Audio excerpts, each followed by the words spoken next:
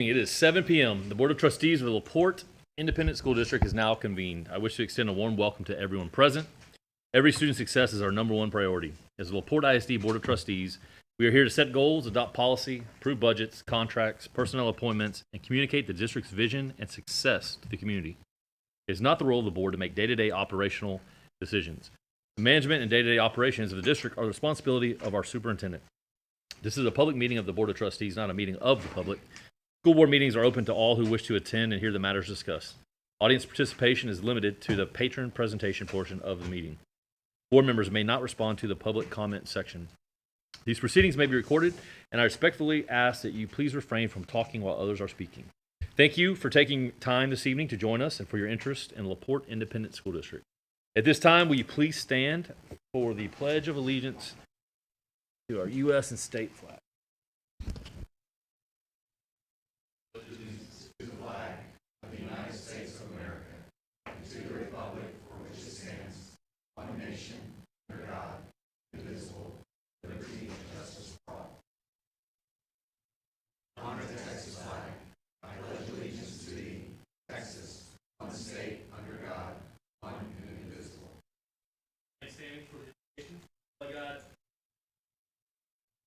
From the bottom of my heart for these men and women, certainly in this room, but for every man and woman that's on the staff here at LaPorte ISD, every parent, every child that's currently enrolled and is maybe thinking about being enrolled, Father God, we just ask a hedge of protection over them, not just today, but throughout this coming year and every day going forward, Father. We pray for wisdom on this board as we go forth and make decisions we hope are in the best interest of this district and our community.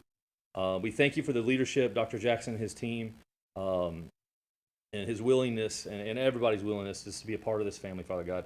We thank you again, sincerely, in Jesus' name. Please be seated.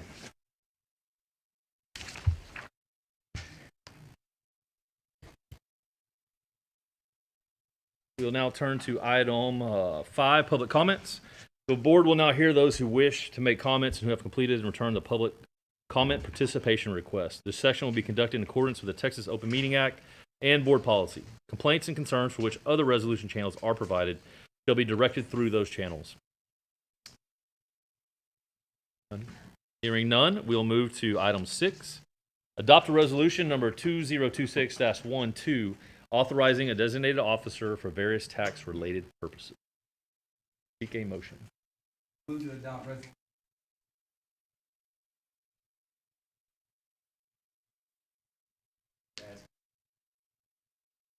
A second. We have a motion by Trustee Hanks and a second by Trustee Shoppy. Any questions, comments? If not, please vote.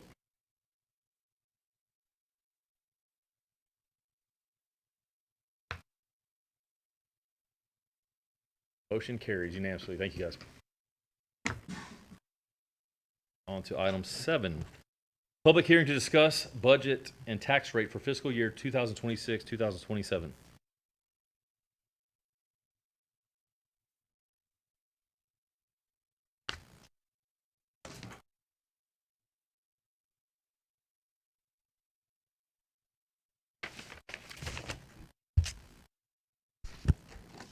Mr. President, if I may, with board, it's certainly my pleasure to introduce our new CFO back to the school district, none other than Mr. George Crandall. Let's welcome him back.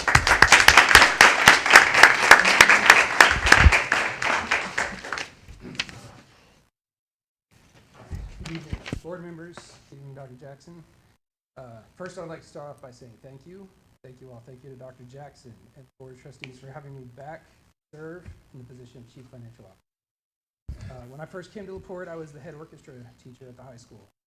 Transferred to the business office to work as an accountant under Rhonda Cumbie, and Dr. Jackson promoted me to director of finance under her recommendation, where I worked here. I then moved to Galena Park to be an executive director of finance and treasury, but I quickly returned home to LaPorte ISD.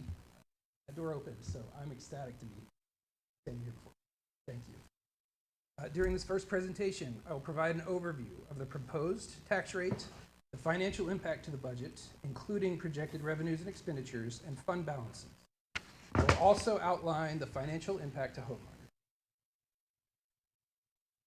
First, we have a listing of the M&O, INS, and total tax rates for each of the last 7 years and what the tax rate would be in the event of either a successful Vader or no Vader. The M&O rate without a Vader is 0.6754, and the M&O rate with a Vader would be 0.7954.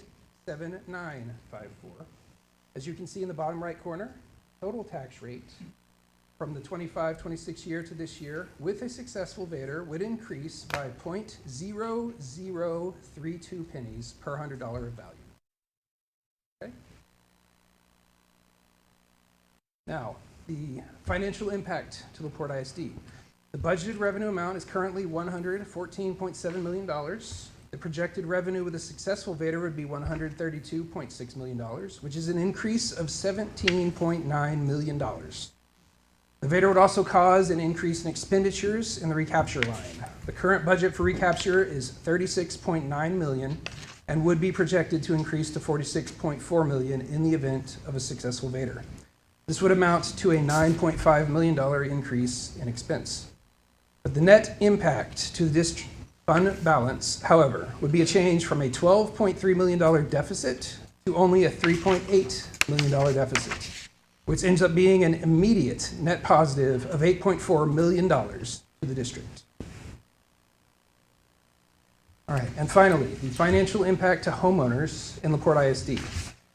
For a homeowner who lives in a house valued at $250,000, a successful Vader will cause their property tax for the year to increase by $2 over the amount paid in 2025. A person living in a house valued at $450,000 will see their bill increase by $7 for the year. This is not an increase of $700, it's not $7 per month, it is the entire year from 25-26, 26-27. Are there any questions I can answer for you at this time? Okay, thank you. Now, Dr. Martinez and I would like to present to the board and to the public some information about what a Vader is and how it works. Following the second presentation, members of the public will have an opportunity to address the board regarding the budget and tax rate.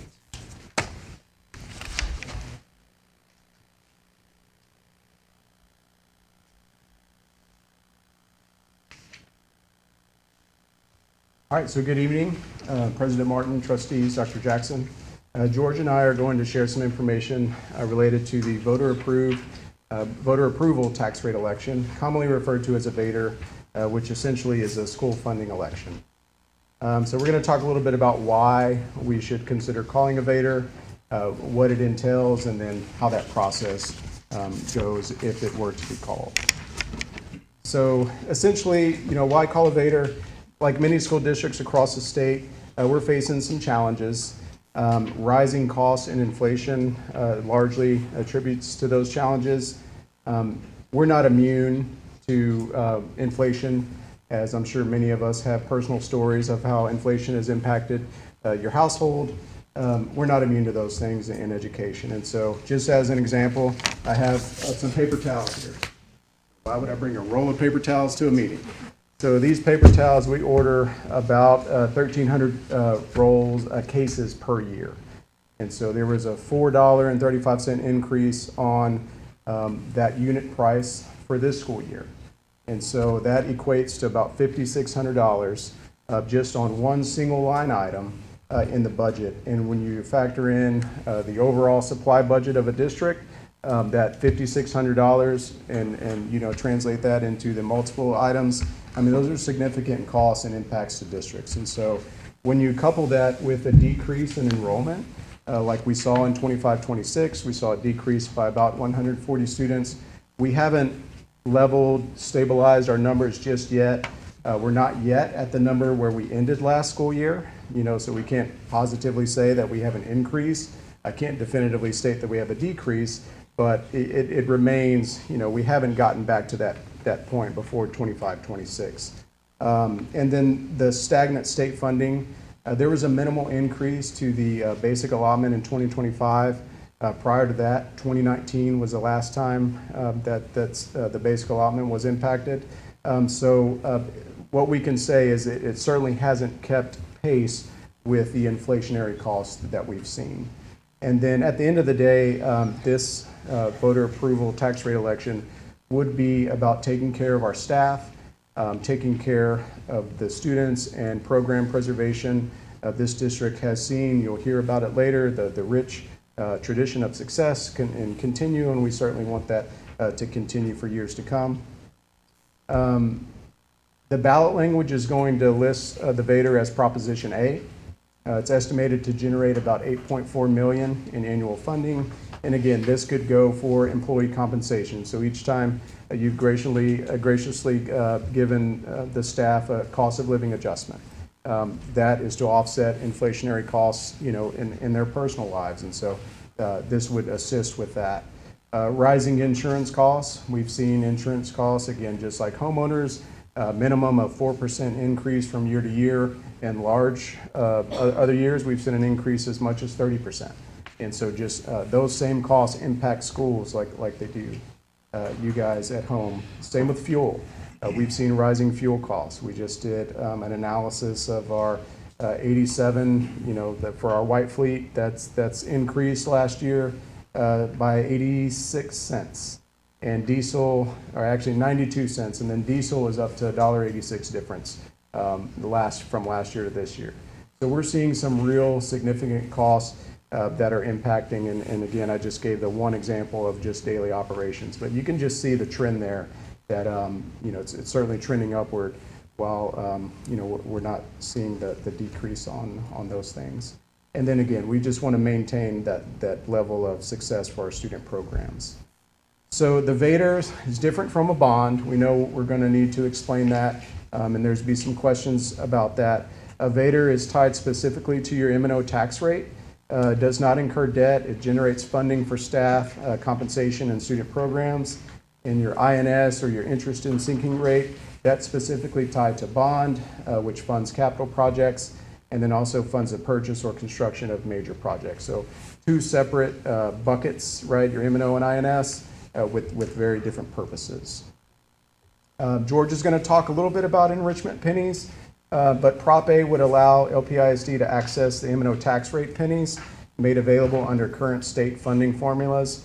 So you have your basic funding, your Tier 1, which is your MCR, and then you'll have your golden pennies, which would be the 5 additional, and then beyond that would be your additional 12 pennies, which would be considered your copper. So there's 3 and then 9. So George can take you through all the intricacies with the pennies, but we are certainly the M&O tax rate would be impacted with the enrichment pennies.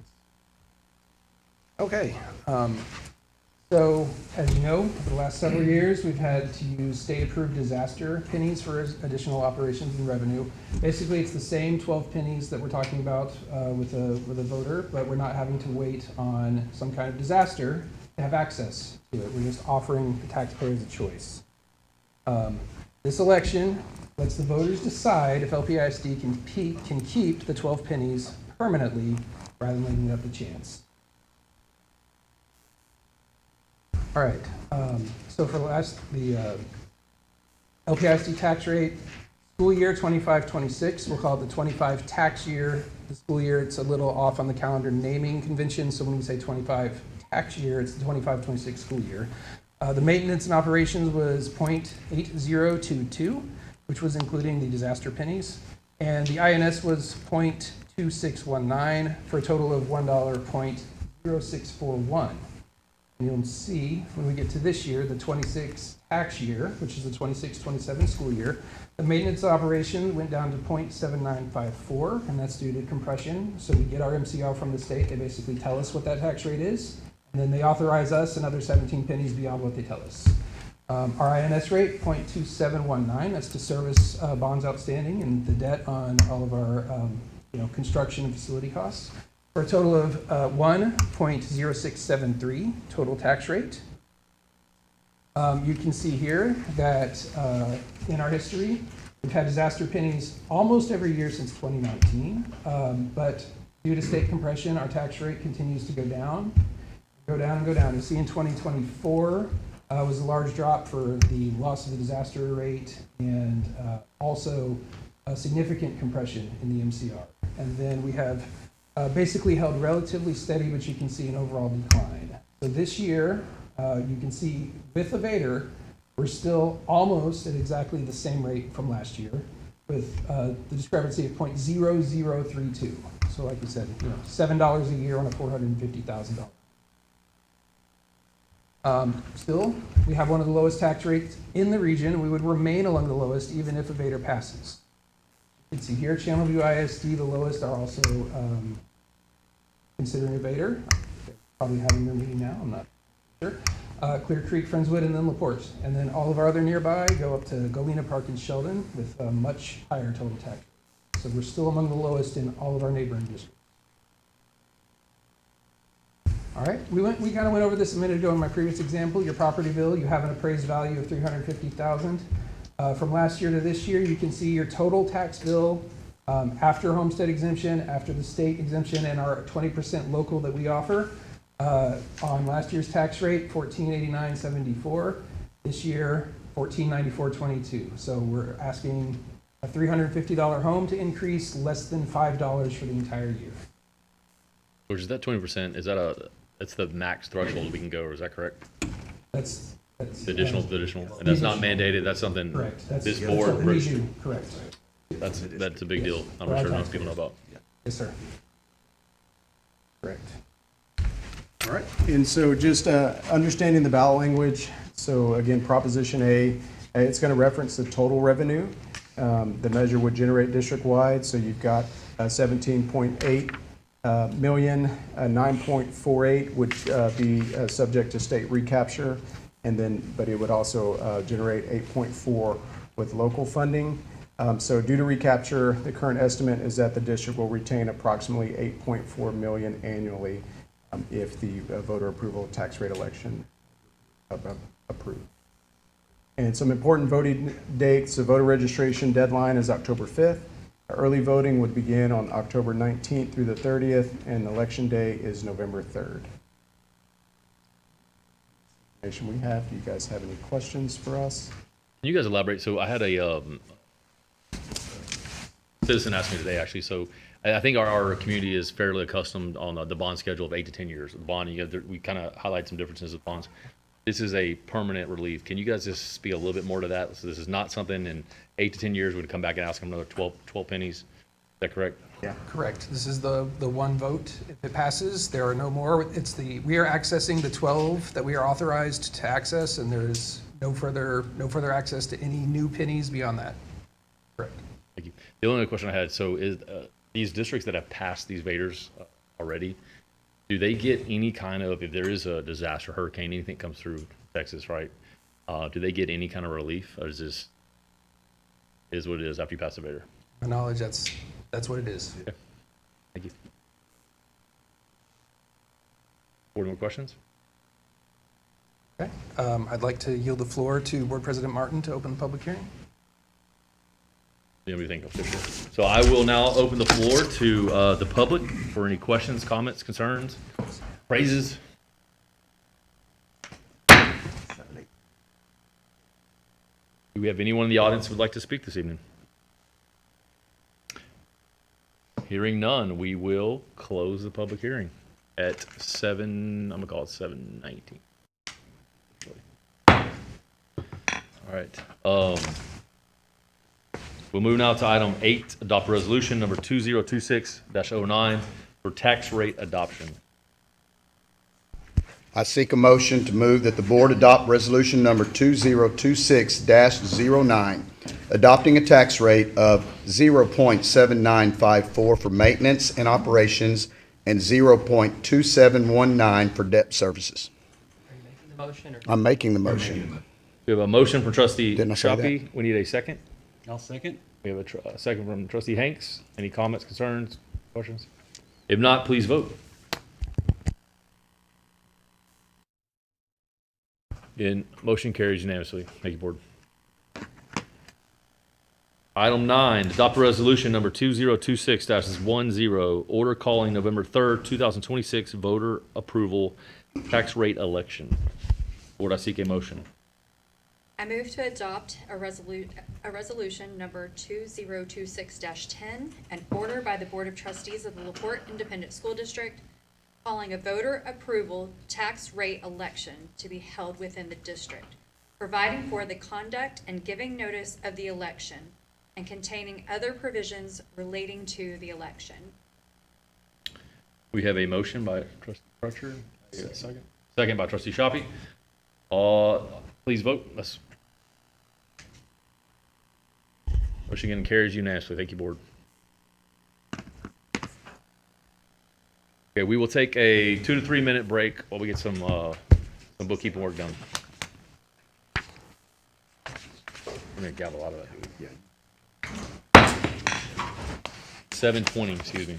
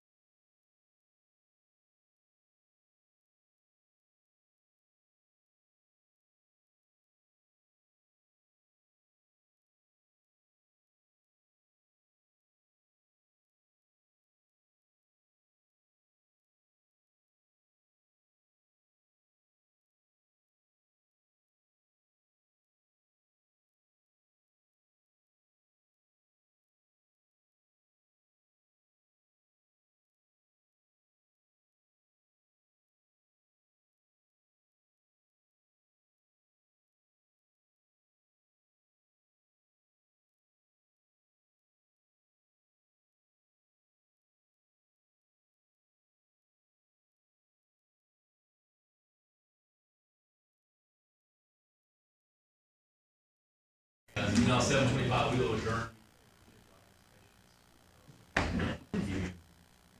We will reconvene this. I would like to take a moment, right?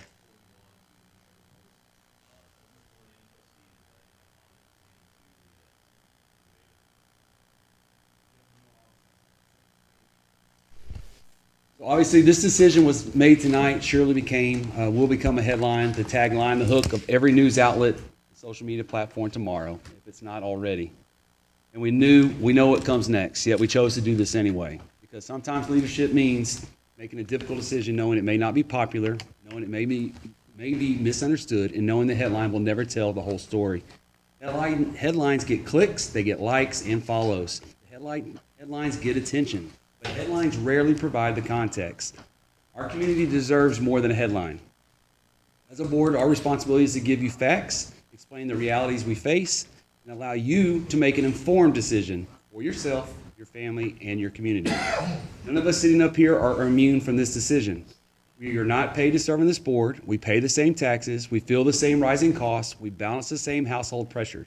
We are taxpayers, parents, grandparents, neighbors, business owners, and members of this community just like you. So tonight we're talking about something that affects all of us, and it's much bigger than the tax rate. We're talking about our school, our students, our teachers, our community, and the financial reality we face together. Before we talk about tax rate, budget spreadsheets, recapture, or complicated funding formulas, I want us to start somewhere more fundamental, the classroom.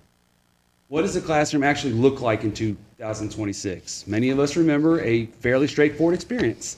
A teacher in the front of the room, students sitting in rows, and everyone generally learning at the same pace. That is not today's classroom. Today's classroom is dynamic, complex, demanding, and deeply focused on individual student success. In a single classroom, a teacher may be working with a student reading years beyond grade level, another below, who's mastering foundational skills, an English language learner, and students with individual educational plans all at the same time. They are integrating technology, they are addressing safety, they are supporting student well-being, they are preparing students for college, careers, trades, and an increasingly complex world. Our responsibility is no longer to simply educate the average student. Our responsibility is to help every student reach his and her potential. That takes people. It takes teachers, it takes support staff, administrators, counselors, interventionists, social workers, police officers. It takes technology, it takes safe, modern facilities, and it takes resources necessary to bring all of those pieces together. We cannot have these conversations and ignore the reality facing our teachers in today's classroom. We must also understand there is no single reason the budget is under pressure. There are many reasons. Employee compensation has increased, health and property insurance, utilities, transportation, maintenance, and safety costs have all increased, and then there's recapture.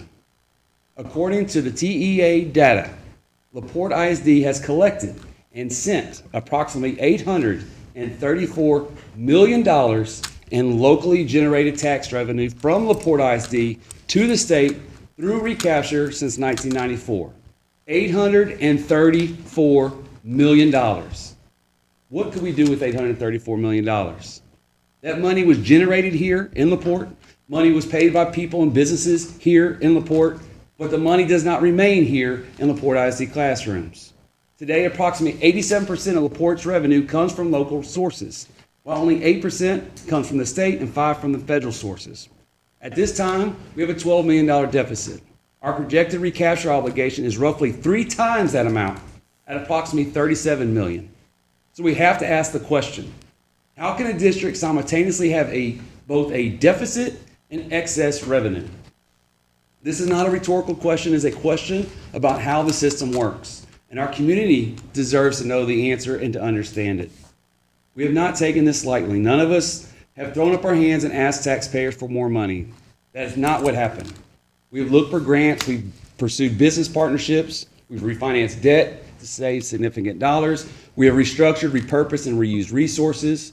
We have worked to cut and control expenses. We have made difficult choices, and we have worked hard to maintain the financial strength and superior credit rating our community has expected from us. We understand that every dollar matters because every dollar comes from someone in this community. That responsibility does not disappear simply because the financial circumstances are difficult. If anything, it becomes more important. Our community must understand that school district tax revenue is not simply one giant bucket of money that can be moved wherever we want. There are two funds, interest and sinking, which is a facility fund. It's used for construction, renovations, and capital expenses, and those dollars are not subject to recapture in the same way the M&O revenue is. That means that we use INS appropriately for facilities. Those dollars remain here in our community and are invested directly in our schools. This is the fund the stadium was paid from. The last 2 years, recapture payment exceeded the cost of the stadium. We could have paid cash for the stadium. The stadium, or any other construction for that matter, is not the source of our dilemma. Maintenance and operations, or M&O, is what we're trying to fund fully. This is the classroom and operating fund. This is what we're discussing. It pays for the day-to-day operation of the district, things like employee compensation, utilities, transportation, supplies, and everything that was just discussed. This is how we pay teachers and staff. M&O is subject to recapture. The fund is where all our Robin Hood bills come from, and that distinction matters. It is one reason that we use bonds to fund construction rather than diverting those funds from our classrooms. That strategy is about protecting as much operating revenue as possible for the people and programs serving our students. This isn't about finding creative ways around the system. It's about understanding the system and making reasonable decisions within it. So the question before us is not simply, do we want higher or lower taxes? That's too simplistic. The real question is, what resources are necessary to maintain the quality of education our community expects and our kids deserve, and how do we responsibly provide those resources while recognizing the financial pressure on the people who pay for them? This is a difficult balance we're trying to strike. We know that. We know families are feeling pressure. We know homeowners are concerned about property taxes. We know business owners are dealing with the costs on their own. That is precisely why this decision is difficult and hard to make. But we understand doing nothing is also a decision. Ignoring the problem is not going to make it go away. Choosing not to act is not going to eliminate rising costs. It's not going to eliminate funding pressures. It's not going to eliminate Robin Hood. It's not going to eliminate the need to compensate and retain great teachers. It does not eliminate the responsibility for safe facilities, and it doesn't eliminate the obligation to prepare our students for the future. It simply means we accept whatever consequences come from failing to address those realities, and that responsibility that we carry seriously. This is about our future. It's not about making someone's job easier or protecting a budget spreadsheet. It's about protecting something much more important. It's about our children. When we leave our children we will leave our children a school system that simply survived, or will we leave them one that strived? Are we one that continued to innovate, one that continued to believe in every child matters, one that continued to prepare them not for the world that is, but the world that will be? We know there are people who will disagree with tonight's decision. They have every right to. There will be people who believe we would have done something different. There are people who believe taxes are too high. There's people who believe we spend too much. There are people who need to spend more. We can all disagree and still care. That is part of living in this community. We don't have to agree on every decision to care about the same place. We don't have to share the same opinion to share the same hope. And we certainly don't have to allow a headline or a social media post or a talking point to divide us before we understand the facts. So ask the questions, read the numbers, look at the funding formulas, understand recapture. Understand the difference between M&O and INS. Look at what we're spending, look at what we're doing, and decide what you believe. Not because of what you were told to believe, but because you took the time to understand. Tonight we made a difficult decision. We may disagree about the path, but I hope we can all agree on the destination. A strong LaPorte ISD equals a strong LaPorte community, a strong state and nation, and a future for every child that has the opportunity to do everything they're capable of becoming. The headline tomorrow is going to be about the tax rate, no doubt. But the story and the context of that headline is, was, and always will be about the kids. That's why tonight's decision matters. That is why the conversation matters. And that's why we owe one another something more than headlines. So whatever happens next, I hope we face it together, not as opponents, but as neighbors who love this community and who believe deeply in its future. One community, one responsibility, one future, because our kids are worth that discussion. Anybody else? Want to follow that? Can't compete with that. Come on, Russell. Well, I mean, you said everything I had, but mine was a little bit thing. But No, we do remain firmly committed to our fiduciary responsibilities to ensure that our district's finances and operations are managed with integrity, transparency, and long-term sustainability. Additional revenue would provide much-needed funding to help offset inflationary costs associated with operations, staffing, and cost of living increases for our teachers and staff. He said it beautifully, and I don't think it could be said any better. Good job, Danny.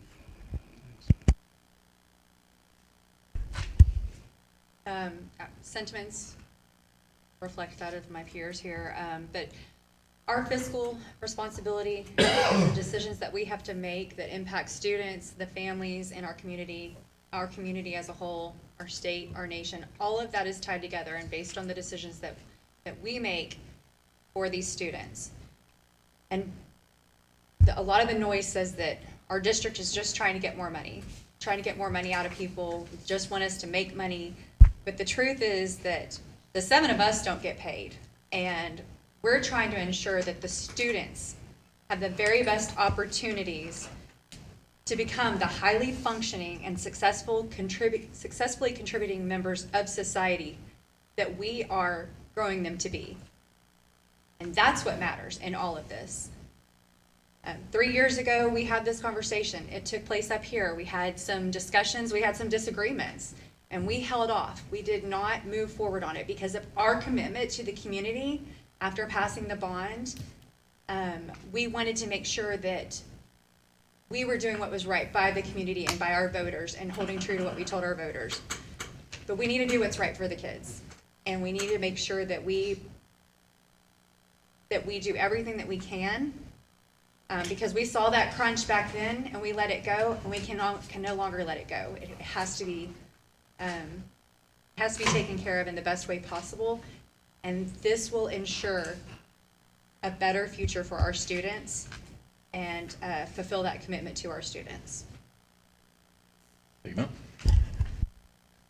Mason? Y'all said it. Okay. I want to, before I say my piece, I do want to make a note for the record that we have 5 of us up here. 2 of our colleagues are missing, Karen Wheeler Hall and Deanne Thompson, and it's because we had to move this for timing purposes to call for this Vader to a Monday night. Obviously, it's a week later. Karen is dropping her daughter off in college, and Deanne has had a long-standing trip out of the country. So they send their best, but I want to make this clear too. We have 7 of us up here, and we all have different political beliefs, different backgrounds, but all of us unanimously, including the 2 that are not here tonight, have expressed that they would like us to convey that they feel this is a needed, they would have called for this vote as well. So I want to make that clear.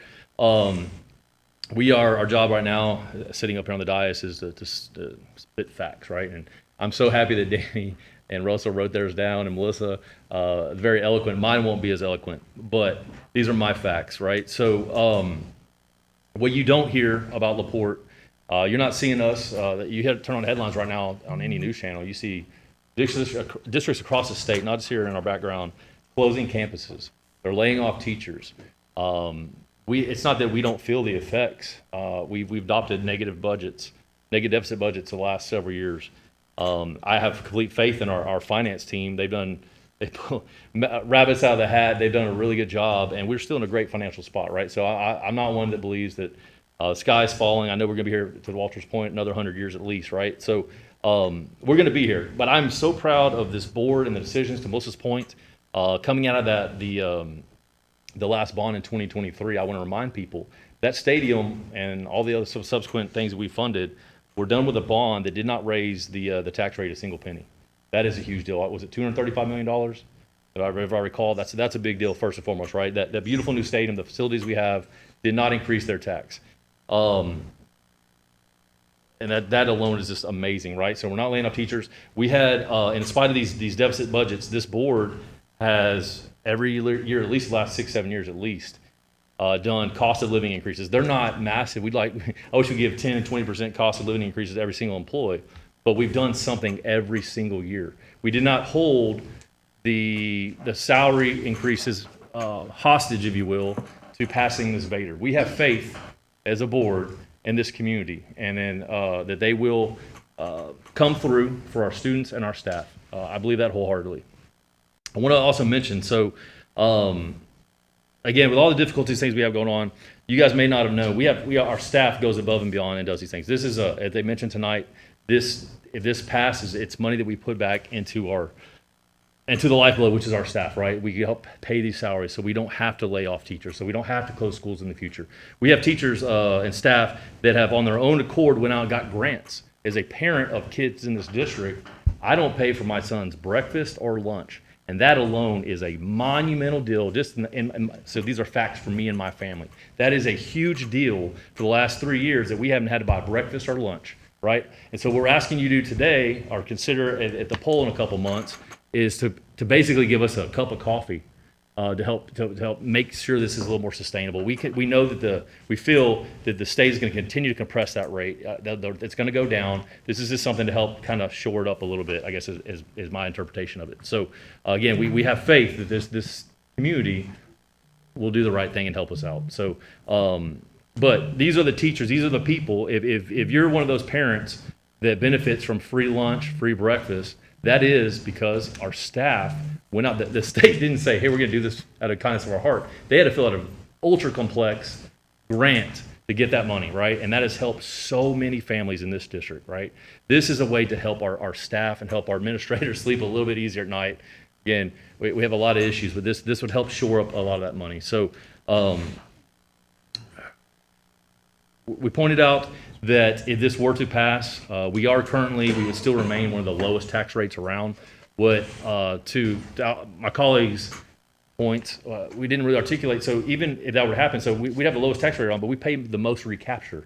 So we're paying all this money back to the state. We have the lowest rate around. And I just want to one more time point out the fact that with all these budget issues, we still are at the max capacity of the additional homeowners exemption to our employees. I don't have the percentage in front of me, but the high percentage, I know it's in one of our packets, of our tax rate is industrial, commercial. A very low percentage of this is actually our residents, our homesteads, right? So we have done everything on this board long before me, I'm sure long after me, to try to protect the interest of our homeowners.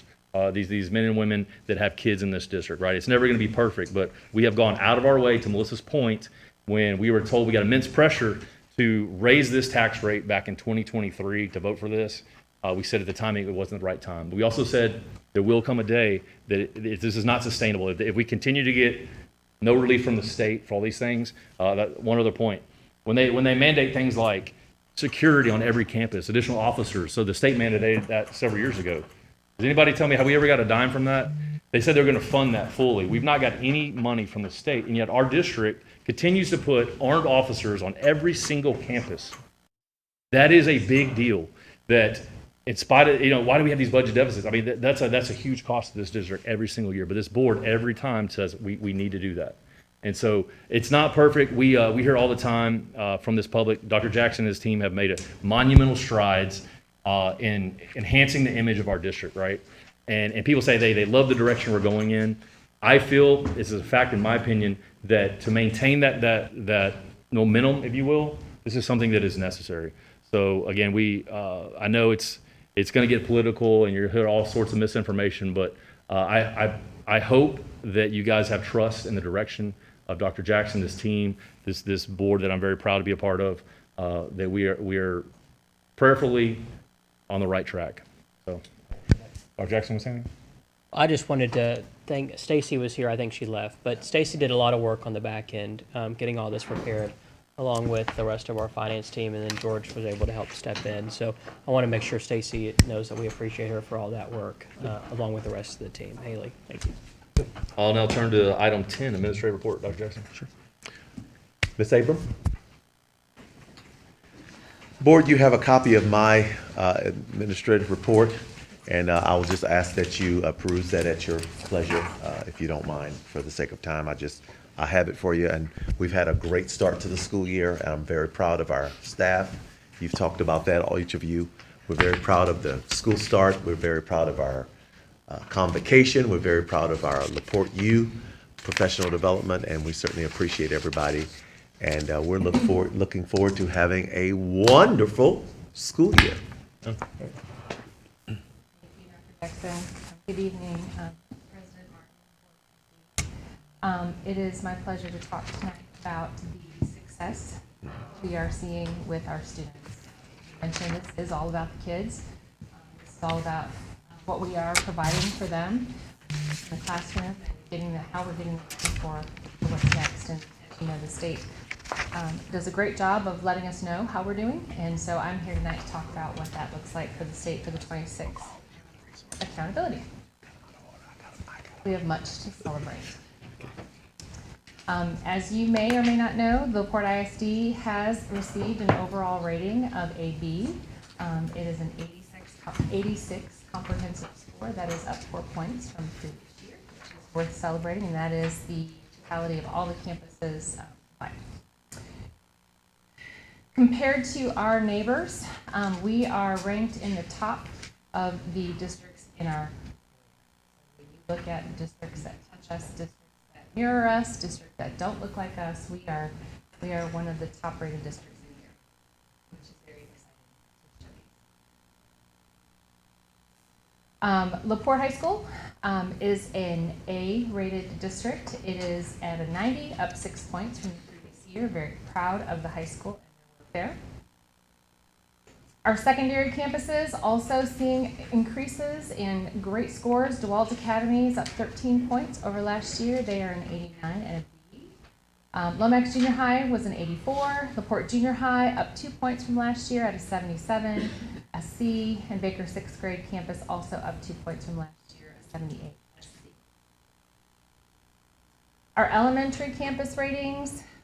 Lots of great things here as well. Heritage Elementary is an A, up 8 points from last year. Ford Elementary is an A at 90, up 3 points from last year. College Park Elementary is a 90, down one little point. And I would like to make mention here when I talk about this is that when we're talking about the campuses the size of ours, the denominator can really fluctuate and change things in a bigger way. So this is a minuscule dip in my opinion. Bayshore Elementary, we're very excited they are a B this year, up 4 points from last year.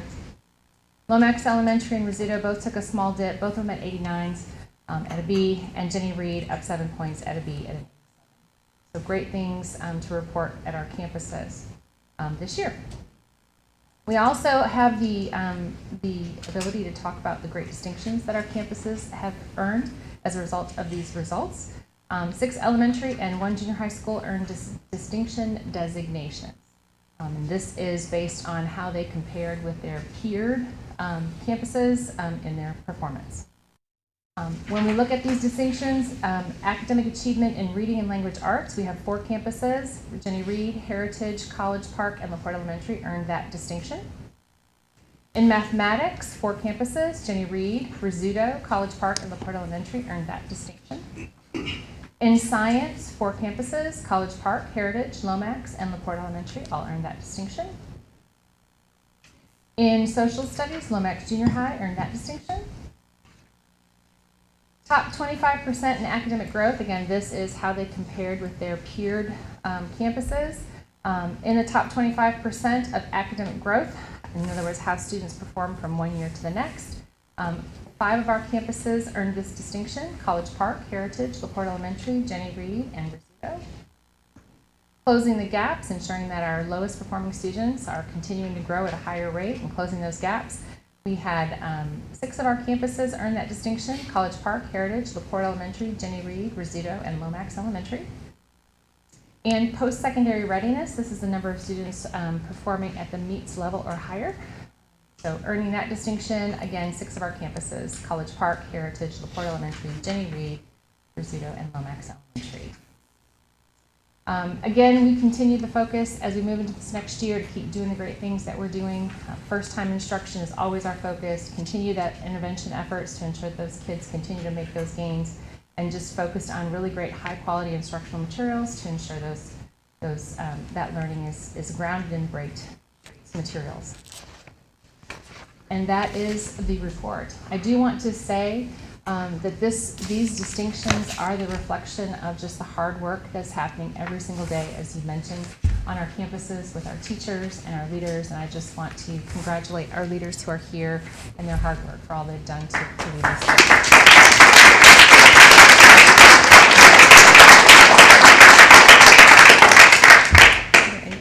for me. No, again, we appreciate all the work that's going into it. It's a multi-year process, and we know this is not the finish line, but you guys are making amazing strides, and we appreciate the work.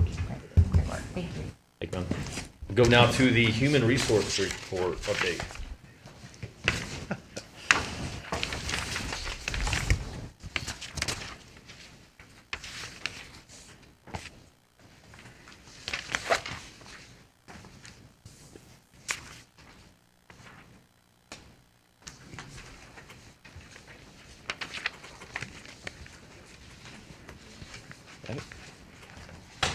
Well, good evening, President Martin, Board of Trustees, and Dr. Jackson. It's always a pleasure to come and share just an update and a brief overview of the great things that our department in HR contributes to with getting school started and making sure that all of our students have an excellent teacher in the classroom, as well as all of our other positions that we hire for. I do, just before I even start, because I want to acknowledge our team. Our whole team is here. Wave, everybody. Our whole team is here. I asked if they would be willing to come and just be here so that you could see the worker and the heart of gold behind our department and everything, because every single person here makes a part in everything that we do. Everything from reviewing applications to fingerprints to certifications, making that job offer.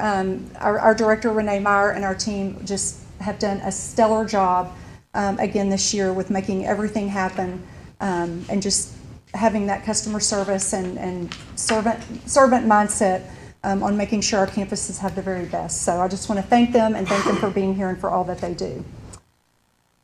So just to kind of start off, we every spring and summer we have a lot of recruiting efforts. I didn't particularly do a slide for that, but we did have 2 very successful job fairs here in Porte ISD, both in the spring and in the summer, just to try to capture some more applicants, as well as university job fairs. We also participated in the Pasadena Chamber of Commerce job fair that they had over at the convention center, and we hired 1 teacher from there. I was super excited about that. So just lots of opportunities to help find great employees for our district. Okay, so just some by the numbers. I just want to kind of share historically, number one, what we've hired for this year, and then just to kind of give you some trends. You may say, well, Paula, you just copied the numbers from last year, but actually, we double checked our numbers, and it was actually the very same. So, right at 88 total positions hired for as far as our professionals. That's teachers, and then department professionals, counselors, principals, school psychologists, all of those would fall into that category. So I am very happy to say all of our teaching positions are filled, so we started fully staffed. It's about an 86% retention rate when we look at, the people that we hired based on, our current professionals. And we do have 2 professional vacancies in our SPED department. But we're working with Ms. Trader on making sure those duties are covered until we can hire for those positions. So overall, our data just kind of remains very stable with our hiring. Are we looking to see where those 14% of people that left, what percentage of that is retirements? I do have some information about retirees, maybe if I be patient. but no, that's okay. That's okay. Great question. I don't have exactly the breakdown for. Just to answer your question, for, as far as the 14%, where do they go? Certainly retirements do make up a portion of those. Some are promotions. Some are going to stay home, and maybe they have young children, so they've decided to stay at home. Some move.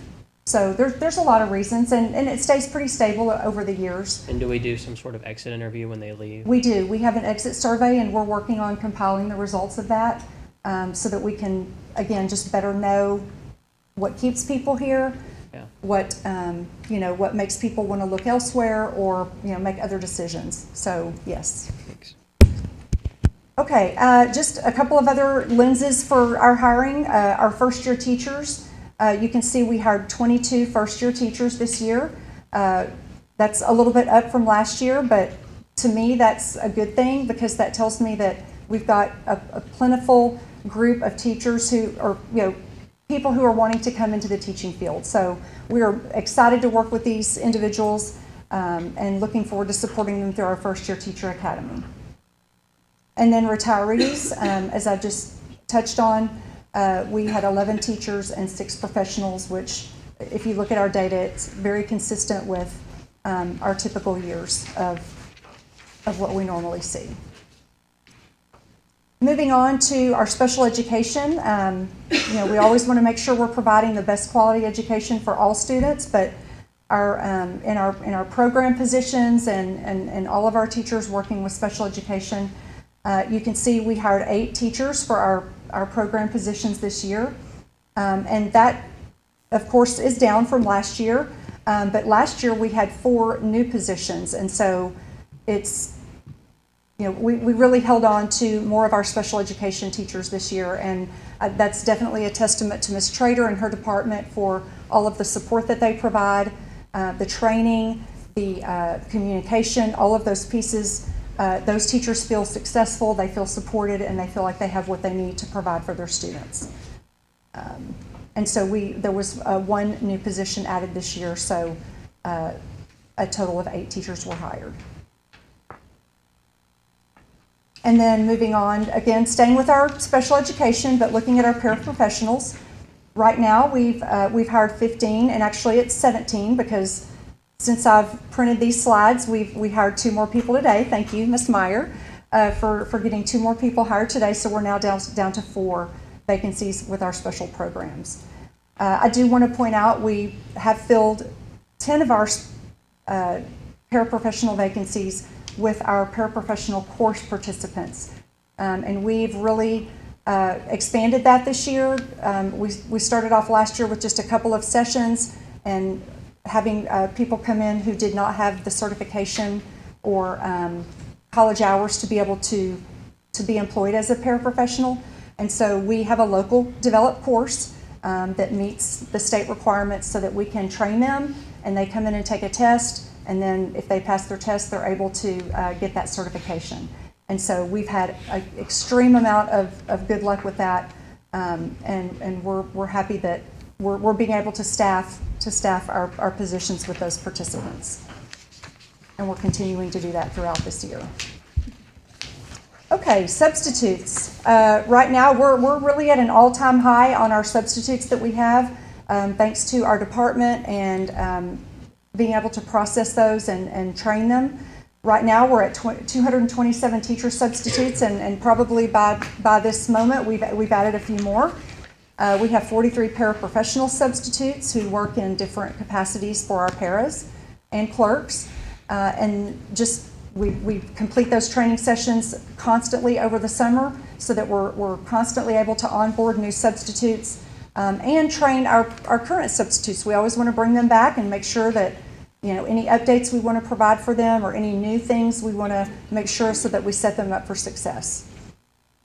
These are just some photos of just our celebrations that we've conducted this past year. As you can see, our team loves to get out and recognize and celebrate our campus substitutes as well as our department and support services substitutes, and just recognize them with a goodie bag and saying thank you for everything you do when you come and be a part of our classrooms.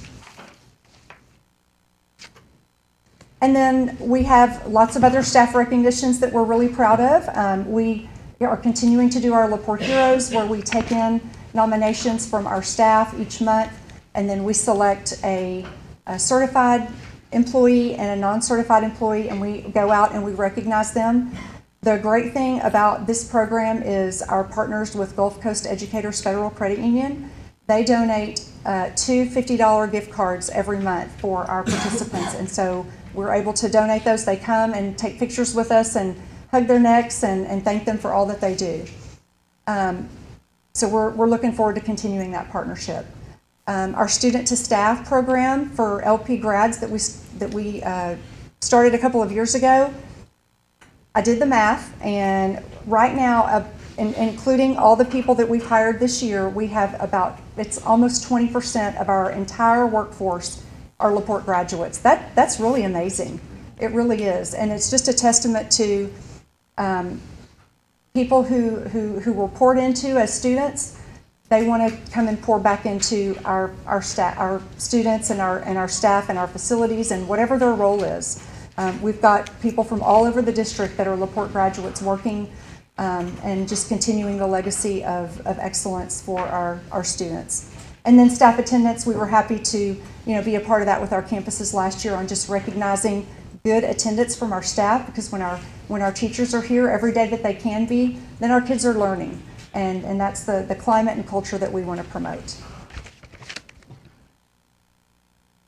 And then employee health and wellness, we started last year with some different activities and just district-wide events that we could just really promote wellness, promote getting together, fellowship, getting a little exercise, and spending time together. So we did our second walk in November. We involved our students this time, so that our student athletes, so that they could teach us the ropes and go through some exercises with us, and they really enjoyed that, and so did our employees. And we also did a food drive for our local food pantry, so we were really proud of the donations we were able to make right before the holidays.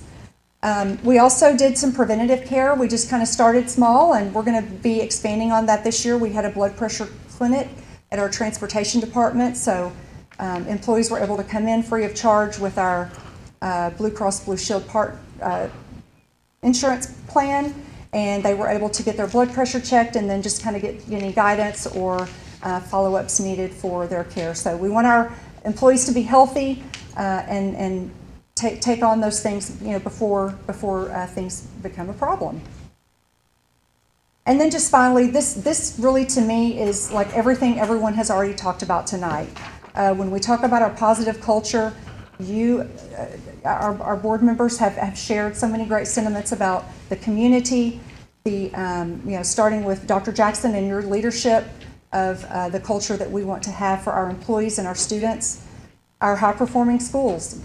People want to be at a place where great things are happening. I mean, there's just a lot of self-efficacy and positive momentum that creates, and so people want to be where success is happening, and that's what's happening. I do want to just mention our teacher incentive allotment program. Many of you were at our breakfast last year, and you can see the photos of our teachers that we awarded. They just received their first payout, so that was exciting. And so we're looking forward to even more teachers earning distinctions this year and staying in LaPorte to serve our students.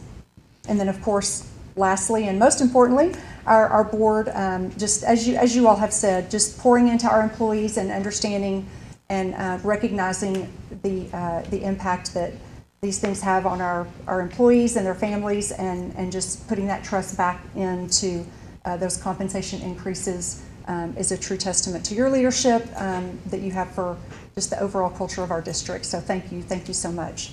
And that is all I have. I'll be happy to answer any questions if you have any. Questions, board? Thank you for all the hard work. I come from a staffing background, and I know how hard it is to backfill positions, to do it every year. Y'all do a phenomenal job. And again, God bless every single one of you guys that chose LaPorte this year and continues to be a part of this family, because it's not easy, obviously, being an educator. We appreciate, again, you guys. All you do. So, thank you. Thank you. Thank you. All right, guys, I'll go to item 11, consent agenda. My mouth is dry, so bear with me. Item A, determine and approve any consent agenda items. B, approve board meeting minutes. 1, regular board meeting minutes.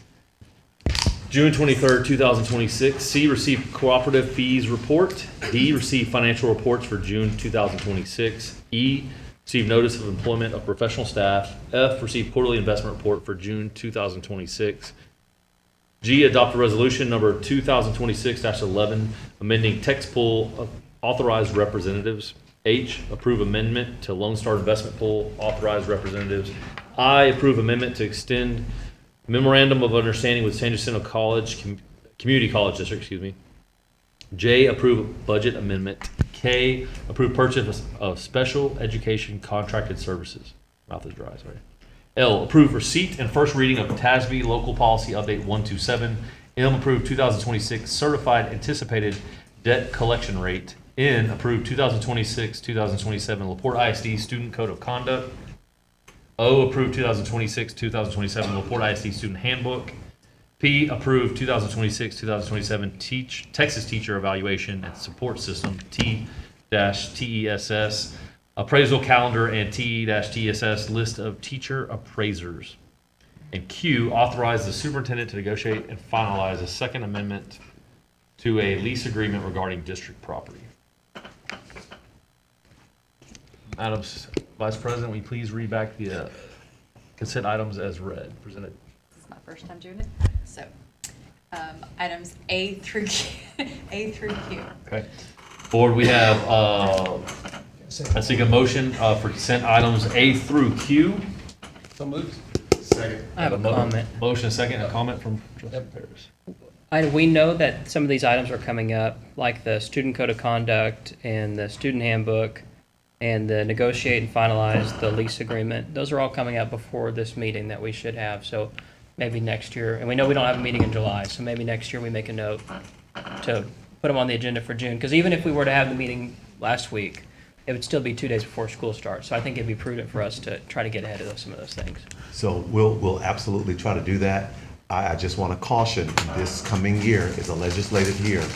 And generally, in a legislative year, we will absolutely try to do that. Generally, in a legislative year, they are not done giving us, am I right, Chris? They're not giving us all of the new updates to everything. So often, we don't get that until, We don't know what the law is yeah. until June. Well, I don't see how we have students start school with a handbook that isn't technically dated. I can see us going to make a revision or something, Yeah. but I think we need to have something approved. Yeah. And we have We're had sending to them do to that school in with a the student code past. of Well, conduct that hasn't we been will approved. certainly work on that and then just make amendments as we need to in the future. And the contract for the district property we lease on Barber's Cut. Yeah, okay. Any more comments, questions, concerns, board? If not, please vote on the consent item. We have a unanimous vote, 4. Thank you, board. I'll move now to item 12. Excuse me.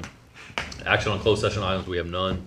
Item 13, closed comments of the Board of Trustees and Superintendent. A, attendance of recent district community events. B, announcement of upcoming district community events. C, outstanding performance by district staff and students. Mason, would you like to go first? Welcome back, everybody. George, welcome back to you as well. Excited to start the school year.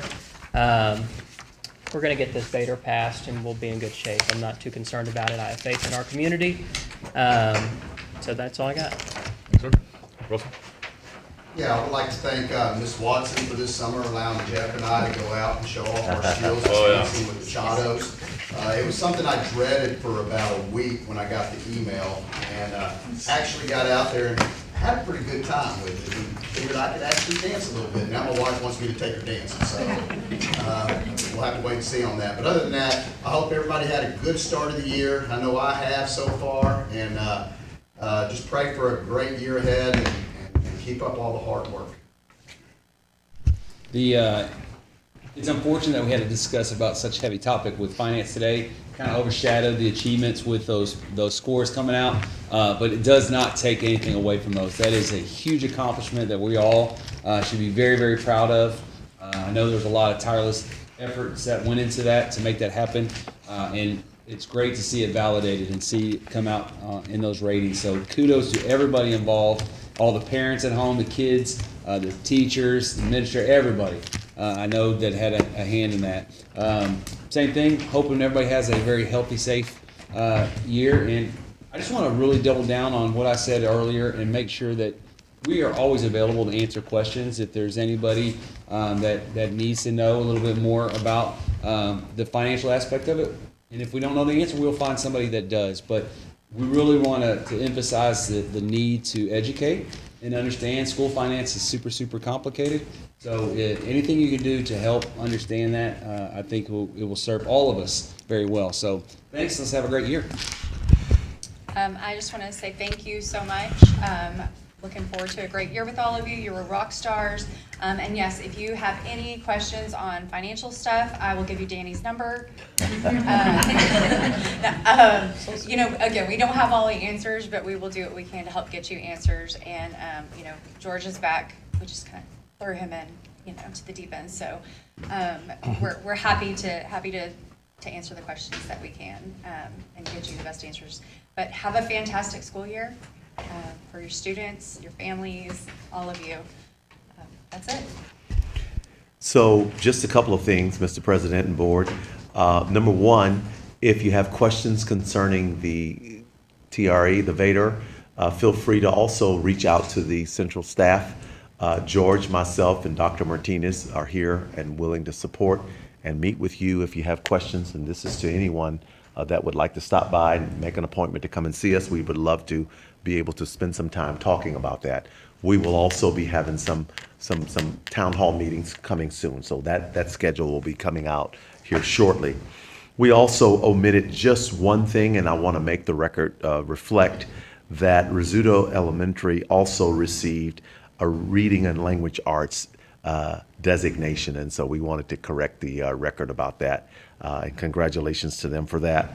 And then lastly, I'd like to publicly offer a public commendation for our board president, Jeff Martin, who many do not know, but worked behind the scenes single-handedly to ensure that Jim Mattress Mac McInvale come and speak at our convocation, because he's a personal friend. And so I want to say publicly, Jeff, thank you for that. That was one of the most powerful keynotes I've ever heard at a convocation. And so we appreciate that. Next year, I'll tell you who we want to hear from, okay? And maybe you can take care of that as well. Melissa, Mason, those guys are on it. But I'll also just like to say to all of our staff, principals, Central Alpha staff, and everybody, we're wishing you an absolute wonderful school year.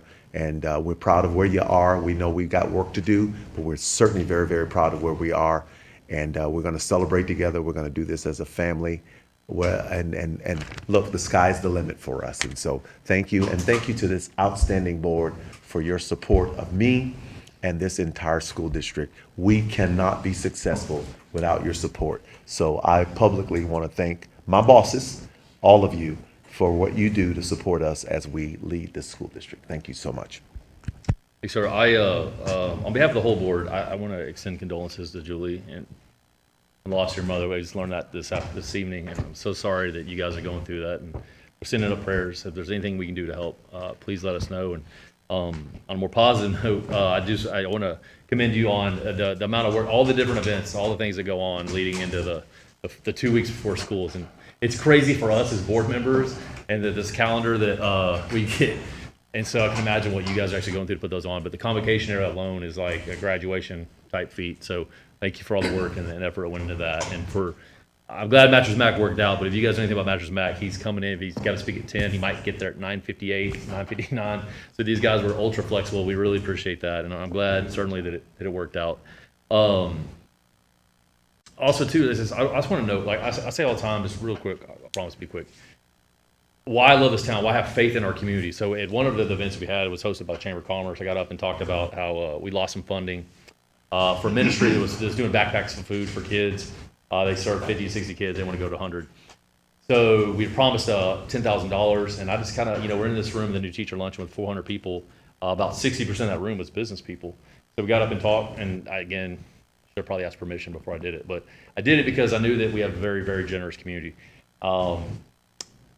That room raised almost $24,000. We were hoping to get 10. We raised $24,000 in a couple of days before school started. So that is a big deal. It's a small example, right? But again, as just God he shows his favor time and time again on this district. Our people are amazing, and so we appreciate all everybody does. And the last thing I want to say, I'm so very thankful for Adam Holland and his hard work, because he's already apparently released everything about the Vader, and so I'm getting texts on my phone, and the first text I got, basically, because I can't read the exact verbiage, but it basically says, what were you, like, the gist of it is, what were you thinking? So I want to tell you what I was thinking. I'm a dumb Aggie. You guys hear that all the time, right? I know that what I'm thinking is that if we don't pass this Vader, this 12 cent, it's not going to solve all of our problems. 12 cents will not fix all of our problems. But, again, as a dumb Aggie, I know that if we don't approve this, our deficit budget is in excess of $12 million. And you can't run any business, regardless of the size, very long if you're continually losing $12 million a year. and states and the powers that be continue to compress your tax rate and put more and more restrictions on you. So, I'm happy to elaborate on that in a more articulate way later. But again, as a dumb Aggie, the math doesn't math. If we don't do something, if we don't come up with ways to help try to mitigate some of these losses, to keep some of this money here in the district, to put it back into our staff, we have, I believe, correct me if I'm wrong, we have 89% of our operating budget is in our staff, right? And so we have to find ways. What I'm thinking is we have to find ways to protect our staff, right? This is not a be-all, end-all solution, but is a way, almost like a stopgap is how I look at it. So anybody that can't understand that, I'm a dumb Aggie, and it makes sense to me that you cannot run a business, you cannot run anything and lose money every single year. And so that is kind of the position we're in now. And in spite of that, we have not laid off teachers, we have not closed campuses. I hate that, I wish we had a better percentage, but our percentage of students in each classroom is a lot better than some other districts. If we lay off staff, that means more kids per classroom. That's not good for anybody. So again, that's what I'm thinking when this board voted to do this, to put it in front of the public, right? So with that being said, if there's nothing else, again, we appreciate you guys sincerely for staying with us tonight for this rescheduled meeting. So if the board can help in any way, shape, or form, not just with this beta, but anything else, please let us know. With that, we are adjourned at 8:16 p.m.